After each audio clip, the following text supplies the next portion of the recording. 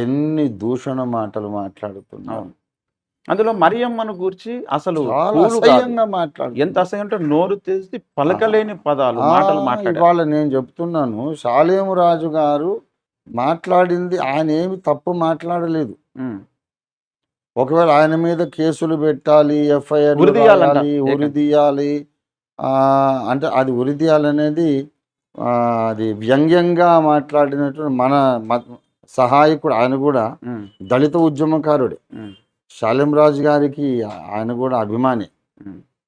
ఆ థంబ్‌నెయిల్ అంటే ఉరిదీయాలంట అని మళ్ళీ ఆఖరణ పెట్టాడనమాట. హ్మ్. ఇలా మాట్లాడుతున్నారు. ఆయన కోరలేదు ఉరిదీయ. నేను చూశాను, అది చూశాను. హ్మ్. షాలేం రాజు గారిని అరెస్ట్ చేయాలి అని నేను చెప్తున్నాను.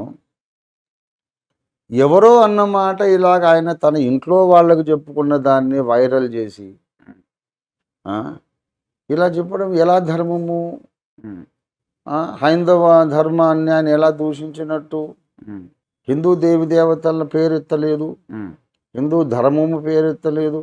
తర్వాత జనరలైజ్డ్ స్టేట్మెంట్ అందరినీ కలిసి ఒకటే మూటన గట్టి ఎవ్వరు పూలు పెట్టుకున్న వాళ్ళు క్యారెక్టర్‌లేసి అని ఆయన అనలేదు. హ్మ్. ఎవరినైతే ఎత్తి ఉటంకించి వేరే వాళ్ళని కోట్ చేసి మాట్లాడాడో ఆయన కూడా ఆ మాట అనలేదు. హ్మ్. ఆ మల్లెపూల వాడికి చెప్పాడు. హ్మ్. ముందే చెప్పాడు. ఇక్కడ కొనర్రా బాబు పూలు, నువ్వు వెళ్ళిపోమంటే వాడు వెళ్ళిపోతే గొడవ లేదుగా. ఆ! ఆ! ఎందుకు కొనరు ఇంతమంది ఆడోళ్ళు ఉన్నప్పుడు హ్మ్. అని వాడు రోజంతా టైం వేస్ట్ చేసుకుంటే ఎందుకని ఏం అవును సార్ మీరు అన్నట్టే జరిగింది. అప్పుడు ఆయన అన్నాడు, బాబు వీళ్ళంతా పరిశుద్ధాత్మను పొందిన వాళ్ళు. అంటే క్రైస్తవ రక్షణ అనుభవంలో పరిశుద్ధాత్మను పొందటం అనేది ఒక హయ్యర్ డిగ్రీ ఆఫ్ క్రిస్టియానిటీ. హ్మ్. ఆత్మాభిషేకము అనేది రక్షణ తర్వాత వచ్చే నెక్స్ట్ హయ్యర్ లెవెల్. హ్మ్.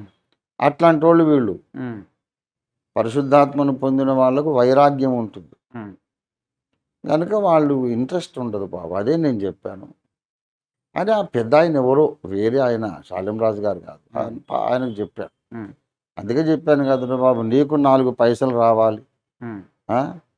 నీకు వ్యాపారం జరగాలి. మార్కెట్ సెంటర్‌లో పెట్టుకో. ఇక్కడ నీకు జరగదు వ్యాపారం. నీకు డబ్బులు రావని జెప్పాను గదా! వాడప్పుడు వింటే బావుండేది. హ్మ్. హ్మ్. ఆ! తర్వాత వాడు ఆశ్చర్యపడి, అదేంటి సార్ ఇంతమంది ఆడోళ్ళున్నారు ఎవరు కొనలేదేంటి? హ్మ్.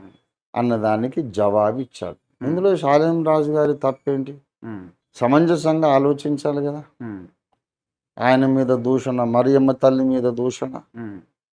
వీటన్నిటిని గూడా సీరియస్‌గా తీసుకొని, యేసు ప్రభువును దూషించి, మరియమ్మ తల్లిని దూషించి, పాస్టర్‌లను దూషించి, పాస్టర్‌లను క్రైస్తవులను దూషించి, దూషించి, బైబిల్‌ను దూషించి. అన్ని క్రైస్తవులు గూడా ఏం తక్కువేం లేరు. హ్మ్. కాబట్టి వాళ్ళు గూడా వాళ్ళ మీద ఎవరైతే దూషణ మాటలు మాట్లాడారో ఆహ్, అన్ని కేసులు బుక్ జేయాలి. చట్టపరమైనటువంటి చర్యలు తీసుకోవాలి. హ్మ్. హ్మ్. హ్మ్. ఓకే. ఇది ఆయనేమి మతాన్ని దూషించలే. హ్మ్. అది విషయం. ఓకే.